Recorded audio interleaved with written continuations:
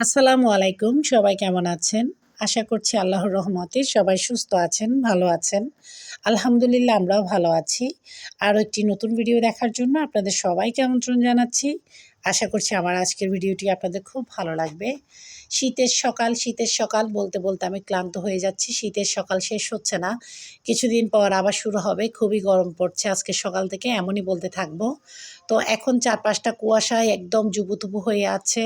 মনে হচ্ছে ছাদে উঠে আবার তাড়াতাড়ি ঘরে চলে যাই। ভেবেছিলাম একটু অক্সিজেন খাবো। এখন কিন্তু প্রায় 7:30টার মতো বাজে। এতটাও সকাল না। কিছু বাসি ঘরের টুকটাক কাজ করে তারপর ছাদে এসেছি। পরোটার ডোটা কিন্তু আগে থেকে রেডি করে রেখেছি। তারপর ছাদে আসলাম একটু হাঁটাহাঁটি করতে। সেই সাথে, সাথে ভাবলাম আবার নেমে যাই। কারণ এতটা কুয়াশা খুবই ঠান্ডা লাগছিল। নানরুটির দোকান থেকে নানরুটির সুগন্ধ ভেসে আসছে নাকে। আর অনেক কাস্টমার খাওয়া-দাওয়া করছে। ওদের কথার আওয়াজ আসছে কানে। কিন্তু রাস্তাঘাট দেখলে মনে হচ্ছে পুরো বাড়ি এখনো ঘুমে নিস্তব্ধ। আসল গ্রামে সকালটা হয় খুব ভোরে, ভোরে আবার রাতটাও হয় খুব তাড়াতাড়ি। কিন্তু দেখা যায় কি সকালবেলা এতটা কুয়াশা থাকলে রাস্তাঘাটে মানুষজন একটু কম বের হয় আরকি। তো এই তো শিম গাছের প্রতিটা পাতায় কিন্তু পানি জমে আছে। আর টিনের চালে বৃষ্টির ফোঁটার মতো কুয়াশার টুপটাপ পানি পড়ার শব্দ। ভালোই লাগছিল এগুলো শুনতে, কিন্তু ঠান্ডাটা ভালো লাগছে না। খুব বেশি ঠান্ডা। আজকে এখানে আমি একা এসেছি। আমার সাথে আমার বডিগার্ড নেই। আয়াত এখনো ল্যাপের নিচে। গতকাল রাতে আকবরিয়া স্কুলের মাঠে ওরসের রান্না হয়েছিল। ১ দফা রান্না। রান্না কিন্তু ২ দফায় হবে। তো সারারাত রান্না হয়েছিল। তো সেগুলোর বিভিন্ন আওয়াজ আসছিল। তো আয়াতের সাথে গল্প করতে, করতে ঘুমোতে একটু রাত হয়ে গিয়েছে। তাই বাচ্চাটা সকালে ঘুম থেকে এখনো উঠতে পারেনি। না হলেও কিন্তু ৫টা-৬টার দিকে উঠে যায় আমার সাথে। আর এদিকে আমি পরোটাটা এসে দ্রুত হাতে বানিয়ে নিলাম। সেঁকে নিচ্ছে সবসময়ের মতো আজান। অন্যদিকে সবজি ভাজিগুলো আলিফ এসে বেড়ে দিয়ে গেল একটু গরম করে। সবাই কম বেশি কাজ করছে। আর আমার জামাই অন্যদিকে বিছানা গুছিয়ে কাপড়গুলো পাউডারে ভিজতে দিয়ে দিচ্ছে। আসলে কেউ বসা নেই। আমার ঘরে সবাই কিন্তু একসাথে কাজ করি। এটাই ভালো লাগে। আর অন্যদিকে আমার ছেলে আলিফ দেখা যায় কি ৩টার দিকে উঠে যায়, রাতে ৩টায়। তারপর তাহাজ্জুদের নামাজ পড়ে ও পড়তে থাকে। তারপর ওইদিকে ফজরের নামাজেও পড়ে পড়ালেখা করতে থাকে। ওইদিকে ১টার পরে নামাজ পড়ে একটু ঘুমোই। ঘন্টাখানেক রেস্ট করে আবার পড়া। আসলে পড়া থেকে ছুটি নেই। তো আয়াত একটু অ্যাকশন করছিল। আর ঘরে সবার আগে নাস্তা তো আমার ছেলেই নিবে। ও হচ্ছে মুরব্বি এই ঘরের।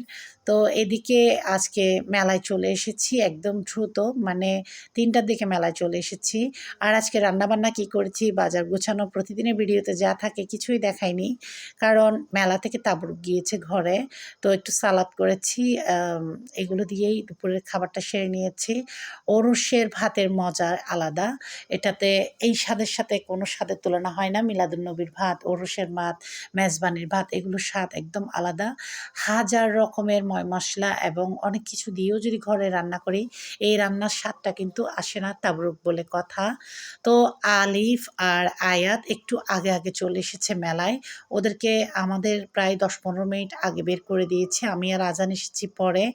কারণ আমরা আস্তে, আস্তে আসছিলাম। ওদেরকে দ্রুত পাঠিয়ে দিয়েছি। আয়াত যেন দ্রুত নৌকায় চড়ে নিতে পারে। ও কিন্তু একবার চড়লে হবে না। ওর ৩-৪ বার করে চড়েছে। এটা ওর অনেক প্রিয় আইটেম এই খেলাটা।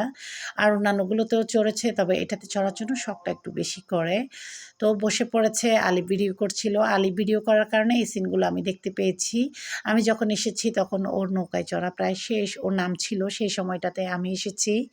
তো এই তো এখন নৌকা স্টার্ট দিল। আর এখানে কিন্তু নৌকায় শুধু বাচ্চারা নেই। বাচ্চা বলতে গেলে কম, বাচ্চার চাইতেও বড়রা বেশি।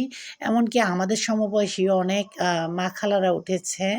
আসলে শখ তো শখই, শখের কোনো বয়স নেই। তো আনন্দেরও কোনো বয়স নেই। ভালোই তো সবাই চড়ছে। আসলে দেখা যায় কি বয়স একটা সংখ্যা। এটা যদি ধরে বসে থাকে তাহলে জীবনে আর কিছুই থাকে না। মজা যা করার করে নেওয়াই ভালো ২ দিনের দুনিয়া। তো এই দোলনা দেখলে আমার ছোটবেলার কথা মনে পড়ছে। নাগরদোলায় কত চড়েছি। নাগরদোলায় চড়তে গিয়ে আমি আমার পুরো বাম হাতের অনেকটুকু ডান হাতের অনেকটুকু অংশ একদম ছিঁড়ে ফেলেছিলাম। ঘষে গিয়েছিল। সেই স্মৃতি এখনো আমার হাত দেখলে আমার মনে পড়ে। আমার হাতে এখনো দাগটা পড়েছিল। তো অনেক স্মৃতি, অনেক স্মৃতি। মেলা বললেই কিন্তু অনেক স্মৃতি। আমাদের সময় মেলায় এত রকমের আধুনিক খেলনাপাতি ছিল না। হাঁড়ি-পাতিলের সেটটাই ছিল মূল লক্ষ্য আর পুতুল। আর বিভিন্ন রকমের মেলার খাবার, বাঁশি এইসবই ছিল মেলার প্রধান আনন্দ আর কাচের চুড়ি। এখন মেলার আনন্দ বা খেলনাপাতি সব কিছু চেঞ্জ হয়ে গিয়েছে। আসলে সময়ের সাথে সাথে সব কিছু তো চেঞ্জ হবে, এটাই নিয়ম।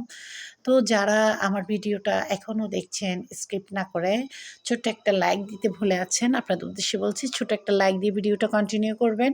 আপনাদের ছোট একটা লাইক আমার এই ভিডিওটাকে আপনাদের মতো অসংখ্য আপু ভাইয়াদের কাছে পৌঁছে দিবে। তো আর যারা লাইকটা দিয়ে দিয়েছেন আপনাদের সবার জন্য রয়েছে অনেক অনেক ভালোবাসা। তো এই তো আয়াতকে নিয়ে একটু টুকটাক হাঁটাহাঁটি করছিলাম। অনেক বড় মাঠ, মাঠের ছোট্ট একটা অংশে মেলাটা হচ্ছে, কিন্তু মাঠটা অনেক বড়। আর যেহেতু এখন ফসল নেই, তো এখানে মেলাটা করতে পেরেছে আর কি। তো এখানে যখন ফসলের সময় হয় তখন এই মাঠটা একদম ধান গাছে সবুজ হয়ে থাকে, পুরো মাঠে কিন্তু ধানের চাষ হয়।